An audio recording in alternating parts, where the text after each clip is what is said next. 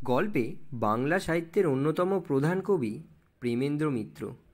তার লেখা একটি ছোট গল্প তেলেনাপোতা আবিষ্কার।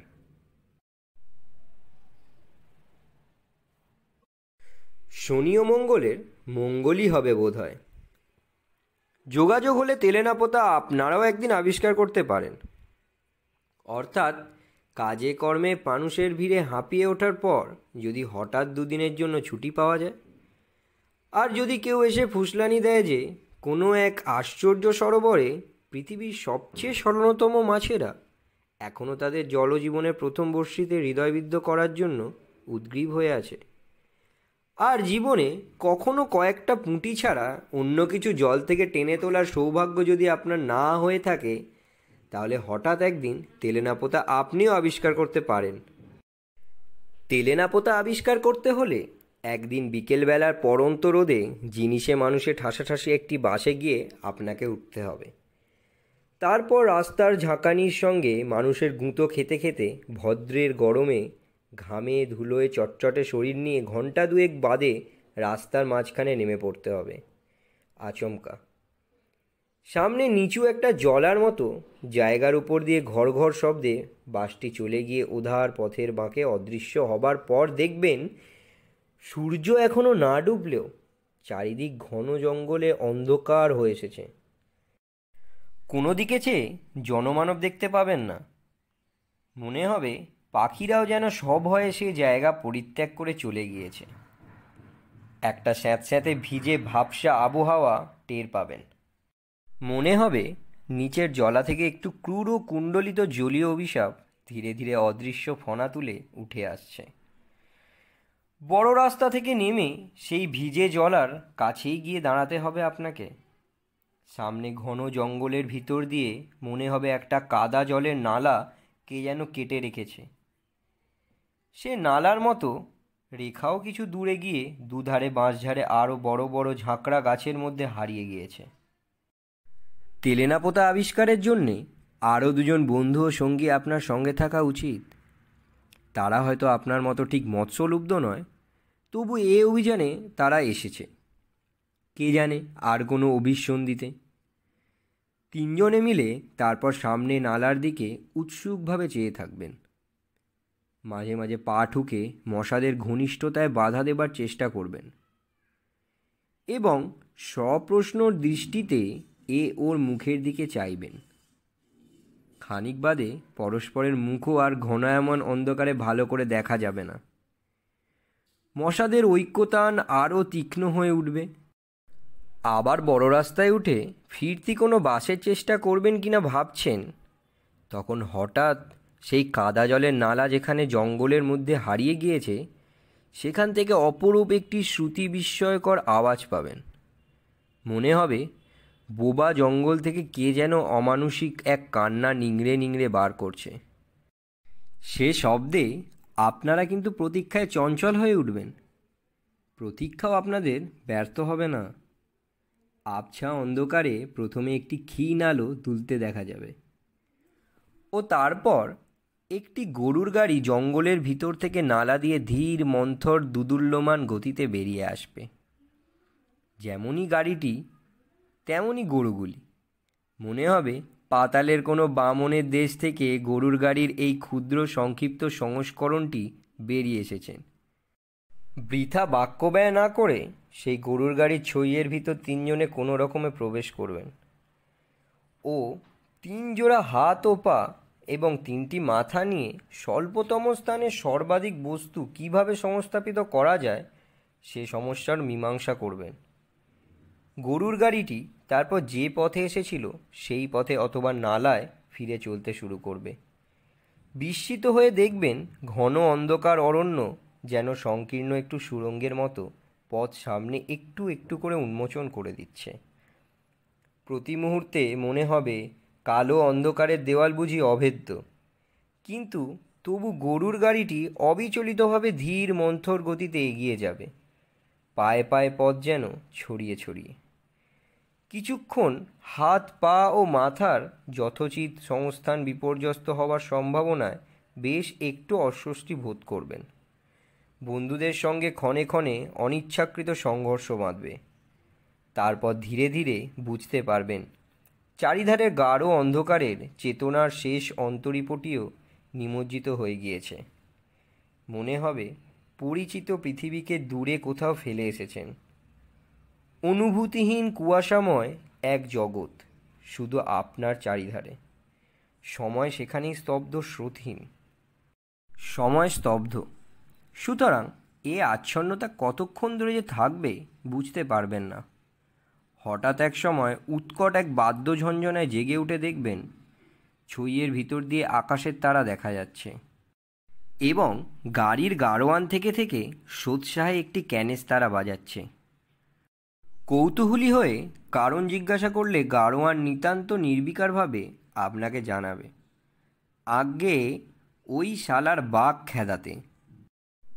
ব্যাপারটা ভালো করে হৃদয়ঙ্গম করার পর মাত্র ক্যানেস্তারা নিনাদে ব্যাঘ্র বিতরণ সম্ভব কি না কম্পিত কণ্ঠে এ প্রশ্ন আপনি উত্থাপন করবার আগেই গাড়োয়ান আপনাকে আশ্বস্ত করবার জন্যে জানাবে যে বাঘ মানে চিতাবাঘ মাত্র, এবং নিতান্ত ক্ষুদ্রার্থ না হলে এই ক্যানেস্তারা নিনাদই তাকে তফাৎ রাখবার পক্ষে যথেষ্ট।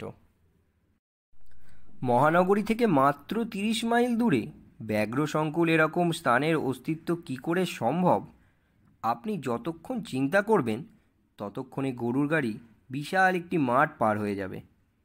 আকাশে তখন কৃষ্ণপক্ষের বিলম্বিত ক্ষয়িত চাঁদ বোধহয় উঠে এসেছে।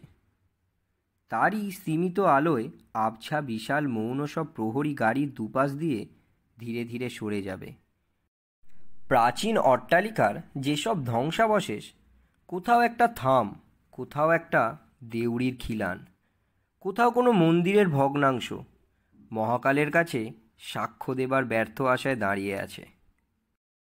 ওই অবস্থায় যতখানি সম্ভব মাথা তুলে বসে কেমন একটা শিহরণ সারা শরীরে অনুভব করবেন। জীবন্ত পৃথিবী ছাড়িয়ে অতীতের কোনো কুজ্ঝটিকাচ্ছন্ন স্মৃতিলোকে এসে পড়েছেন বলে ধারণা হবে। রাত তখন কত আপনি জানেন না, কিন্তু মনে হবে এখানে রাত যেন কখনো ফুরোয় না। নিবিড় অনাদি অনন্ত স্তব্ধতায় সব কিছু নিমগ্ন হয়ে আছে। জাদুঘরের নানা প্রাণীদেহ আরকের মধ্যে যেমন থাকে। 2-3 বার মোড় ঘুরে গরুর গাড়ি এবার এক জায়গায় এসে থামবে। হাত পাগুলো নানা স্থান থেকে কোনো রকমে কুড়িয়ে সংগ্রহ করে কাঠের পুতুলের মতো আড়ষ্টভাবে আপনারা একে একে নামবেন। একটা কটু গন্ধ অনেকক্ষণ ধরেই আপনাদের অভ্যর্থনা করছে। বুঝতে পারবেন সেটা পুকুরের পানা পচা গন্ধ। অর্ধস্ফুত চাঁদের আলোয় তেমনই একটি নাতি ক্ষুদ্র পুকুর সামনেই চোখে পড়বে। তারই পাশে বেশ বিশালায়তন একটি জীর্ণ অট্টালিকা, ভাঙা ছাদ, ধসে পড়া দেয়াল ও চক্ষুহীন কোটরের মতো পাল্লাহীন জানালা নিয়ে নবোদিত চাঁদের বিরুদ্ধে দুর্গ প্রকারের মতো দাঁড়িয়ে আছে। এই ধ্বংসাবশেষেরই একটি অপেক্ষাকৃত বাসযোগ্য ঘরে আপনাদের থাকার ব্যবস্থা করে নিতে হবে। কোথা থেকে গাড়োয়ান একটি ভাঙা লণ্ঠন নিয়ে এসে ঘরে বসিয়ে দেবে, সেই সঙ্গে এক কলসি জল। ঘরে ঢুকে বুঝতে পারবেন বহু যুগ পরে মানুষ্য জাতির প্রতিনিধি হিসাবে আপনারাই সেখানে প্রথম পদার্পণ করেছেন। ঘরের ঝুল জঞ্জাল ও ধুলো হয়তো কেউ আগে কখনো পরিষ্কার করার ব্যর্থ চেষ্টা করে গিয়েছে। ঘরের অধিষ্ঠাত্রী আত্মা যে তাতে ক্ষুব্ধ, একটি অস্পষ্ট ভাবসা গন্ধে তার প্রমাণ পাবেন। সামান্য চলাফেরায় ছাদ ও দেয়াল থেকে জীর্ণ পলস্তারা সেই রুষ্ট আত্মার অভিশাপের মতো থেকে থেকে আপনাদের উপর বর্ষিত হবে। 2-3টি চামচিকা ঘরের অধিকার নিয়ে আপনাদের সঙ্গে সমস্ত রাত বিবাদ করবে। তেলেনাপোতা আবিষ্কারের জন্যে আপনার 2টি বন্ধুর একজন পানরসিক ও অপরজনের নিদ্রাবিলাসী কুম্ভকর্ণের দোসর হওয়া দরকার। ঘরে পৌঁছেই মেঝের উপর কোনো রকমের শতরঞ্জির আবরণ পড়তে না পড়তেই একজন তার উপর নিজেকে বিস্তৃত করে নাসিকাধ্বনি করতে করবেন, অপরজন পানপত্রে নিজেকে নিমজ্জিত করে দেবেন। রাত বাড়বে। ভাঙা লণ্ঠনের কাঁচের চিমনি ক্রমশ গাঢ়ভাবে কালিমালিপ্ত হয়ে ধীরে ধীরে অন্ধ হয়ে যাবে। কোনো রহস্যময় বেতার সংকেতে খবর পেয়ে সেই অঞ্চলের সমস্ত সমর্থ সাবালক মশা নবাগতদের অভিনন্দন জানাবে ও তাদের সঙ্গে শোণিত সম্বন্ধ স্থাপন করতে আসবে। আপনি বিচক্ষণ হলে দেয়ালে ও গায়ে বসবার বিশিষ্ট ভঙ্গি দেখে বুঝবেন তারা মশাদের মধ্যে সবচেয়ে বড় কুলীন। ম্যালেরিয়া দেবীর অদ্বিতীয় বাহন অ্যানোফিলিস। আপনার দুই বন্ধু তখন দুই কারণে অচেতন। ধীরে ধীরে তাই শয্যা পরিত্যাগ করে উঠে দাঁড়াবেন। তারপর গুমোট গরম থেকে একটু পরিত্রাণ পাওয়ার জন্যে টর্চটি হাতে নিয়ে ভগ্নপ্রায় সিঁড়ি দিয়ে উপরের ছাদে উঠবার চেষ্টা করবেন। প্রতি মুহূর্তে কোথাও ইঁট বা টালি খসে পড়ে ভূপতিত হওয়ায় বিপদ আপনাকে নিরস্ত করবার চেষ্টা করবে। তবু কোনো দুর্বার আকর্ষণে সমস্ত অগ্রাহ্য করে আপনি উপরে না উঠে পারবেন না। ছাদে গিয়ে দেখবেন অধিকাংশ জায়গাতে অলিশা ভেঙে ধূলিসাৎ হয়েছে। ফাটলে ফাটলে অরণ্যের পঞ্চম বাহিনী ষড়যন্ত্রের শিকড় চালিয়ে ভেতর থেকে এই অট্টালিকার ধ্বংসের কাজ অনেকটা এগিয়ে রেখেছে। তবু কৃষ্ণপক্ষের ক্ষীণ চাঁদের আলোয় সমস্ত কেমন অপরূপ মোহময় মনে হবে খানিকক্ষণ চেয়ে থাকলে এই মৃত্যু সুষুপ্তি মগ্ন মায়াপুরীর কোনো গোপন প্রকোষ্ঠে বন্দিনী রাজকুমারী সোনার কাঠির উপর কাঠির পাশে নিয়ে যুগান্তরের গাঢ় তন্দ্রায় অচেতন, তা যেন আপনি টের পাবেন। সেই মুহূর্তে আদুরে সংকীর্ণ রাস্তার উপরে একটি ভগ্নস্তূপ বলে যা মনে হয়েছিল, তারই একটি জানালায় একটি আলোর ক্ষীণ রেখা আপনার চোখে পড়বে। সেই আলোর রেখা আড়াল করে একটি রহস্যময় ছায়ামূর্তি সেখানে এসে দাঁড়াবে। গভীর নিশিরাত্রে কে যে এই বাতায়নবর্তিনী, কেন যে তার চোখে ঘুম নেই, আপনি ভাববার চেষ্টা করবেন, কিন্তু কিছুই বুঝতে পারবেন না। খানিক বাদে মনে হবে সবই বুঝি আপনার চোখের ভ্রম। বাতায়ন থেকে সে ছায়া সরে গিয়েছে, আলোর ক্ষীণ রেখা গিয়েছে মুছে। মনে হবে এই ধ্বংসপুরীর অতল নিদ্রা থেকে একটি স্বপ্নের বুদবুদ ক্ষণিকের জন্য জীবনের জগতে ভেসে উঠে আবার মিলিয়ে গিয়েছে। আপনি আবার সন্তর্পণে নিচে নেমে আসবেন এবং কখন একসময় দুই বন্ধুর পাশে একটু জায়গা করে ঘুমিয়ে পড়বেন জানতে পারবেন না। যখন জেগে উঠবেন তখন অবাক হয়ে দেখবেন এই রাত্রির দেশেও সকাল হয়। পাখির কলরবে চারিদিক ভরে যায়। আপনার আসল উদ্দেশ্য আপনি নিশ্চয়ই বিস্মৃত হবেন না। একসময় শস্য পচার আয়োজন নিয়ে মৎস্য আরাধনার জন্য শ্যাওলা ঢাকা ভাঙা ঘাটের একটি ধারে বসে গুঁড়িপানায় সবুজ জলের মধ্যে যথোচিত নৈবেদ্য সমেত বড়শি নামিয়ে দেবেন। বেলা বাড়বে। ওপারে ঝুঁকে পড়া একটি বাঁশের ডগা থেকে একটা মাছরাঙা পাখি ক্ষণে ক্ষণে আপনাকে যেন উপহাস করবার জন্যেই বাতাসের রঙের ঝিলিক বুলিয়ে পুকুরের জলে ঝাঁপিয়ে পড়বে ও সার্থক শিকারের উল্লাসে আবার বাঁশের ডগায় ফিরে গিয়ে দুর্বোধ্য ভাষায় আপনাকে বিদ্রূপ করবে। আপনাকে সন্ত্রস্ত করে একটা মোটা লম্বা সাপ ভাঙা ঘাটের কোনো ফাটল থেকে বেরিয়ে ধীর অঞ্চল গতিতে পুকুরটা সাঁতরে পার হয়ে ওধারে গিয়ে উঠবে। দুটো ফড়িং পাল্লা দিয়ে পাতলা কাঁচের মতো পাখা নেড়ে আপনার ফাতনাটার উপর বসবার চেষ্টা করবে ও থেকে থেকে উদাস ঘুঘুর ডাকে আপনি আনমনা হয়ে যাবেন। তারপর হঠাৎ জলের শব্দে আপনার চমক ভাঙবে। নিথর জলে ঢেউ উঠেছে। আপনার ছিপের ফাতনা মৃদুমন্দভাবে তাতে দুলছে। ঘাড় ফিরিয়ে দেখবেন একটি মেয়ে পিতলের ঝকঝকে কলসিতে পুকুরের পানা ঢেউ দিয়ে সরিয়ে জল ভরছে। মেয়েটির চোখে কৌতূহল আছে, কিন্তু গতিবিধিতে সলজ্জ আড়ষ্টতা নেই। সোজাসুজি সে আপনার দিকে তাকাবে, আপনার ফাতনা লক্ষ্য করবে, তারপর আবার মুখ ফিরিয়ে কলসিটা কোমরে তুলে নেবে। মেয়েটি কোন বয়সের আপনি বুঝতে পারবেন না। তার মুখের শান্ত করুণ গম্ভীর্য দেখে মনে হবে জীবনের সুদীর্ঘ নির্মম পথ সে পার হয়ে এসেছে। তার ক্ষীণ দীর্ঘ অপুষ্ট শরীর দেখলে মনে হবে কৈশোর অতিক্রম করে যৌবনে উত্তীর্ণ হওয়া তার যেন স্থগিত হয়ে গেছে। কলসি নিয়ে চলে যেতে যেতে ফিরে তাকিয়ে মেয়েটি হঠাৎ বলবে, বসে আছেন কেন, টান দিন। সে কণ্ঠ এমন শান্ত মধুর ও গম্ভীর যে এভাবে আপনা থেকে অপরিচিতের সঙ্গে কথা বলা আপনার মোটেই অস্বাভাবিক ঠেকবে না। শুধু আকস্মিক চমকের দারুণ বিহ্বল হয়ে ছিপে টান দিতে আপনি ভুলে যাবেন। তারপর ডুবে যাওয়া ফাতনা আবার ভেসে উঠবার পর ছিপ তুলে দেখবেন বড়শিতে টোপ আর নেই। একটু অপ্রস্তুতভাবে মেয়েটির দিকে আপনাকে এবার তাকাতেই হবে। সেও মুখ ফিরিয়ে শান্ত ধীর পদে ঘাট ছেড়ে চলে যাবে, কিন্তু মনে হবে মুখ ফেরাবার চকিত মুহূর্তে একটু যেন দীপ্ত হাসির আভাস সেই শান্ত করুণ মুখে খেলে গিয়েছে। পুকুরের ঘাটের নির্জনতা আর ভঙ্গ হবে না তারপর। ওপারের মাছরাঙাটা আপনাকে লজ্জা দেবার নিষ্ফল চেষ্টা ত্যাগ করে অনেক আগেই উড়ে গিয়েছে। মাছেরা আপনার শক্তি সামর্থ্য সম্বন্ধে গভীর অবজ্ঞা নিয়ে বোধহয় আর দ্বিতীয়বার প্রতিযোগিতায় নামতে চাইবেন না। খানিক আগের ঘটনাটা আপনার কাছে অবাস্তব বলে মনে হবে। এই জনহীন ঘুমের দেশে সত্যি ওরকম মেয়ে কোথাও আছে? আপনি বিশ্বাস করতে পারবেন না। এক সময় হতাশ হয়ে আপনাকে সাজ সরঞ্জাম নিয়ে উঠে পড়তে হবে। ফিরে গিয়ে হয়তো দেখবেন আপনার মৎস্য শিকার নৈপুণ্যের বৃত্তান্ত ইতিমধ্যে কেমন করে আপনার বন্ধুদের কর্ণগোচর হয়েছে।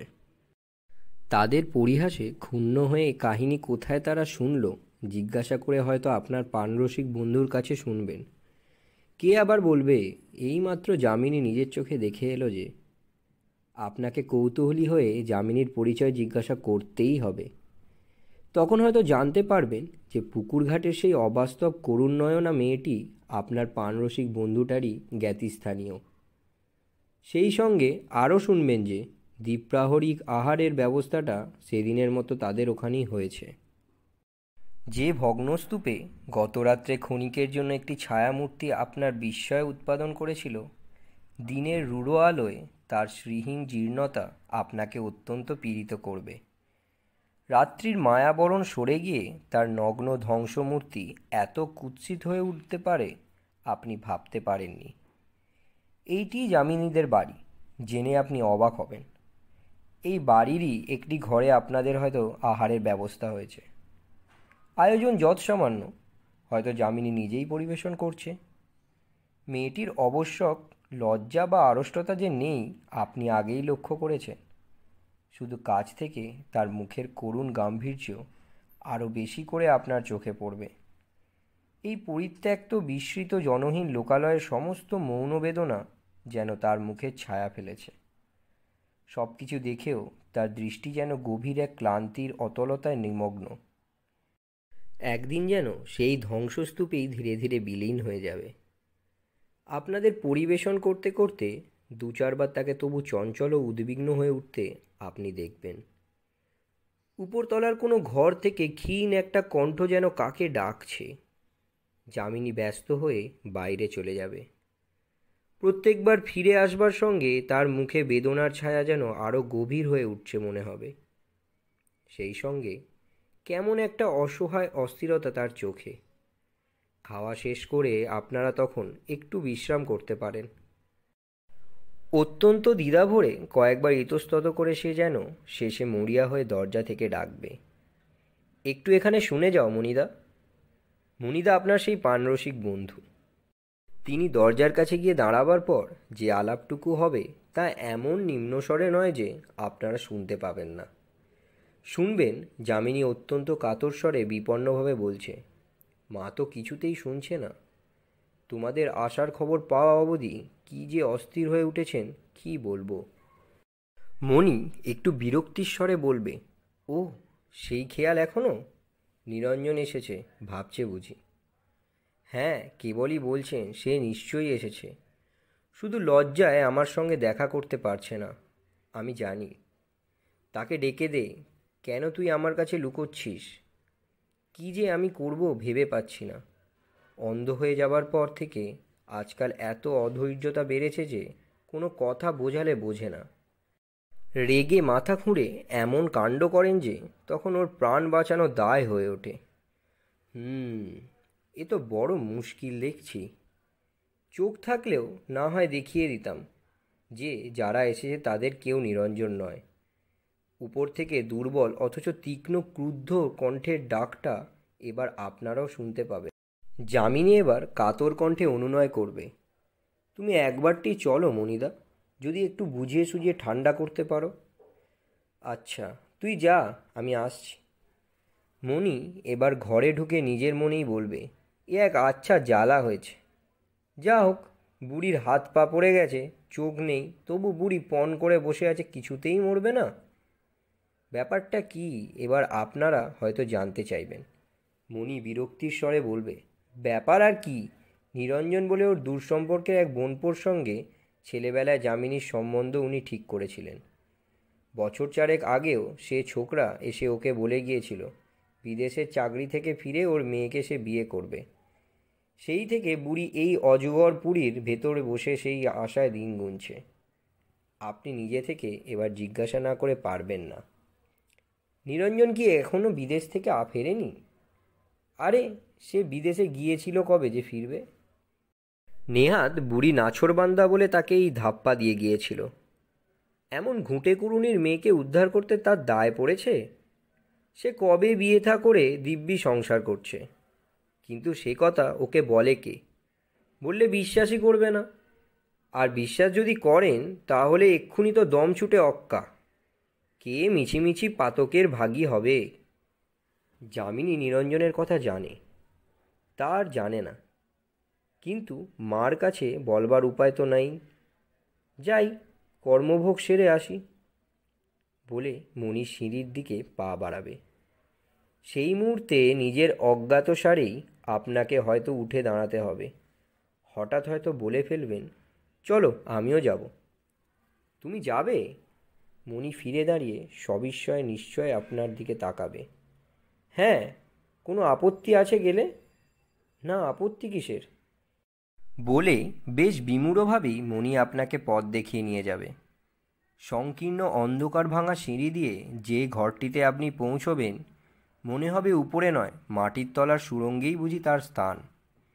একটি মাত্র জানালা, তাও বন্ধ। বাইরের আলো থেকে এসে প্রথমে আপনার চোখে সবই ঝাপসা ঠেকবে, তারপর টের পাবেন প্রায় ঘরজোড়া একটি ভাঙা তক্তপোষে ছিন্ন কন্থাজড়িত একটি শীর্ণ কঙ্কালসার মূর্তি শুয়ে আছে। তক্তপোষের একপাশে যামিনী পাথরের মূর্তির মতো দাঁড়িয়ে আছে। আপনার পদশব্দ শুনে সেই কঙ্কালের মধ্যেও যেন চাঞ্চল্য দেখা দেবে। কে, নিরঞ্জন এলি? অভাগী মাসিকে এতদিনে মনে পড়ল বাবা? তুই আসবি বলে প্রাণটা যে আমার কণ্ঠায় এসে আটকে আছে। কিছুতেই যে নিশ্চিন্তি হয়ে মরতে পারছিলাম না। এবার তো আর অমন করে পালাবি না? মণি কি যেন বলতে যাবে, তাকে বাধা দিয়ে আপনি আকস্মাৎ বলবেন, না মাসিমা, আর পালাবো না। মুখ না তুলেও মণির বিমূঢ়তা ও আরেকটি স্থাণুর মতো মেয়ের মুখে স্তম্ভিত বিস্ময় আপনি যেন অনুভব করতে পারবেন। কিন্তু কোনো দিকে তাকাবার অবসর আপনার থাকবে না।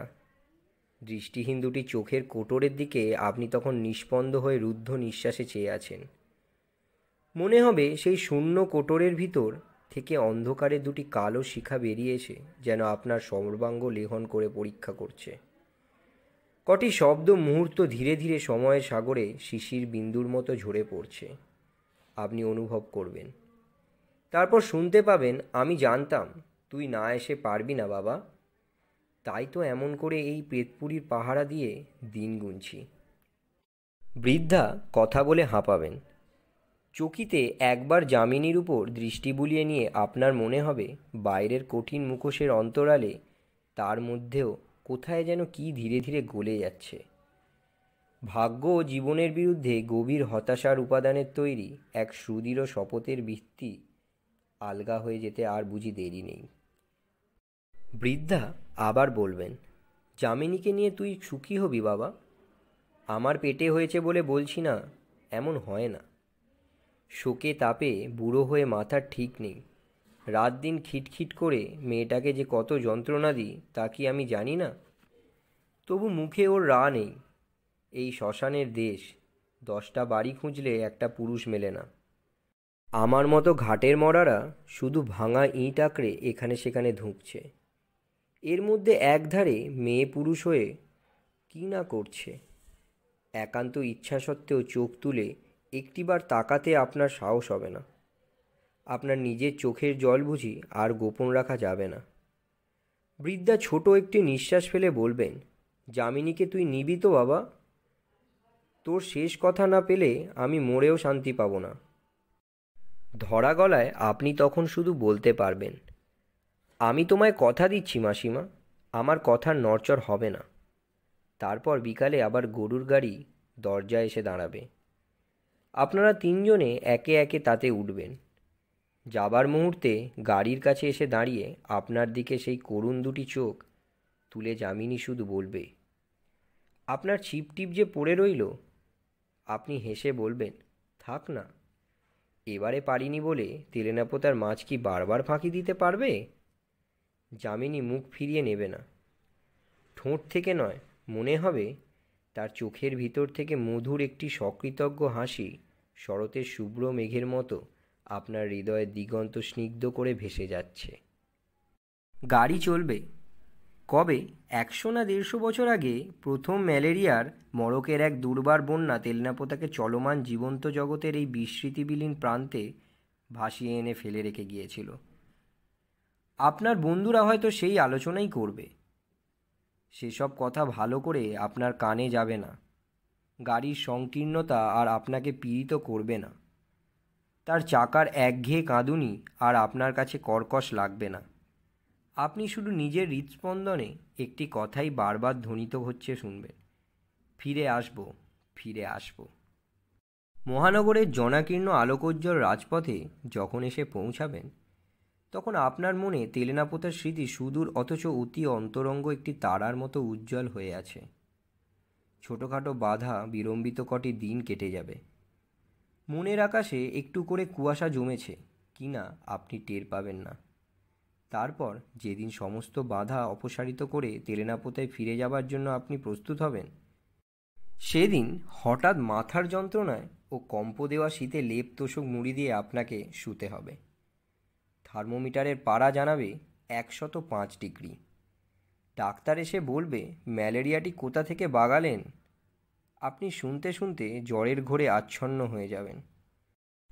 বহু দিন বাদে অত্যন্ত দুর্বল শরীর নিয়ে যখন বাইরের আলো হাওয়ায় কম্পিত পদে এসে বসবেন, তখন দেখবেন নিজের অজ্ঞাতসারে দেহ ও মনের অনেক ধোয়ামোছা ইতিমধ্যে হয়ে গিয়েছে। অস্ত যাওয়া তারার মতো তেলেনাপোতার স্মৃতি আপনার কাছে ঝাপসা একটা স্বপ্ন বলে মনে হবে। মনে হবে তেলেনাপোতা বলে কোথায় কিছু সত্যিই নেই। গম্ভীর কঠিন যার মুখ আর দৃষ্টি যার সুদূর ও করুণ, ধ্বংসপুরীর ছায়ার মতো সেই মেয়েটি হয়তো আপনার কোনো দুর্বল মুহূর্তের অবাস্তব কুয়াশার কল্পনা মাত্র।